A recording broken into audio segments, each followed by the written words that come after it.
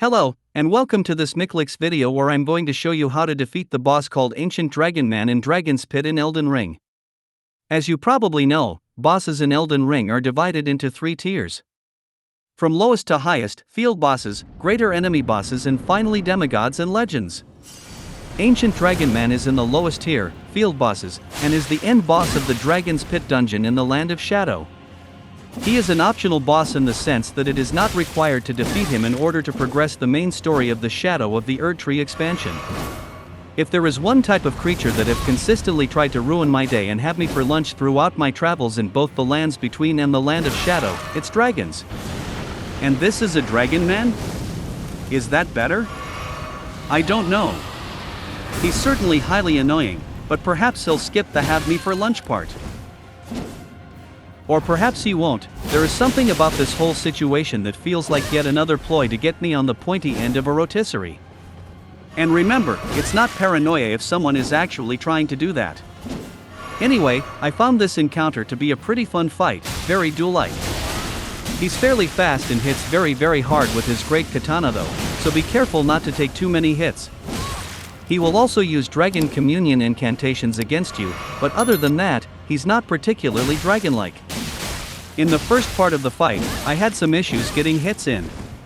It took me a while to get the timing just about right, as he would hit and interrupt me whenever I moved in to do some damage myself, at which point I had to retreat to sip some crimson tears.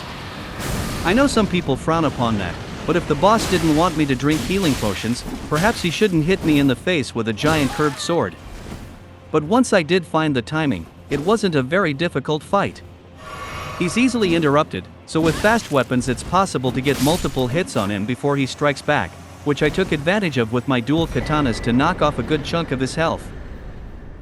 If he could have just stayed still the whole fight, it would have gone much smoother overall.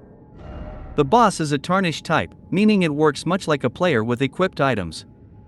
That also means it will drink a healing potion when it gets below half health, but fortunately it only has one of those. Still, when bosses heal up in the middle of combat it feels like they're stealing my moves and I don't particularly like that. And now for the usual boring details about my character. I play as a mostly dexterity build. My melee weapons are the Hand of Malenia and the Uchigatana with keen affinity. I was level 185 in Scadutree Blessing 4 when this video was recorded, which I think is reasonable for this boss.